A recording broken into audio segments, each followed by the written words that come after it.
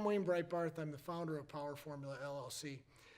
But I'm not here to talk about that today. I'm here to talk about one of my favorite charities and my favorite nonprofits, Make a Difference Wisconsin. I've been a volunteer for about 5-6 years now, and I've been involved in the classroom several times. And for the most part, I try to be involved in some of the classrooms in some of the more challenging parts in the city of Milwaukee. I have a heart for that part of our community. And so I'd like to just talk a little bit about how you approach some of those challenges with students in those areas.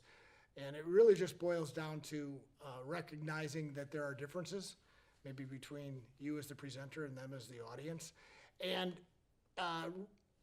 engaging, making sure you sit down with the teacher ahead of time and talk about the classroom and what they might expect, and be sure to make sure they sit in with you.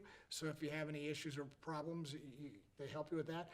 But the point I want to make here is that you recognize that some of these students have not had the same background and even the same evening that you had the night before you taught. And so there's an extra level of patience and understanding for where they've come from, and maybe you're not even understanding where they're coming from. But one teacher shared this with me one day when I was frustrated with a student who happened to be sleeping through the first class I taught. I guess I was ready to almost strangle the guy because he wasn't listening, right?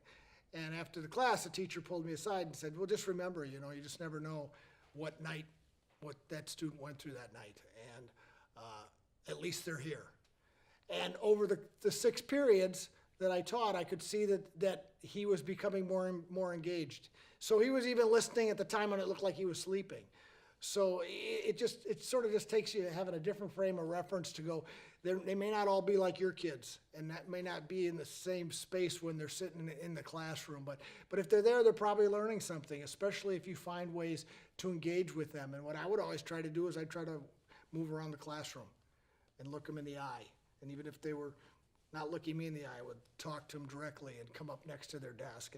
And before you know it, then they sort of, they realize that you care about them. And so that's all they're really looking for, is the fact to see that if you care. So that's another tip, is to just make sure you just move around the room and make them feel that you're there for them. Another tip in this case is to try to bring the class into one section.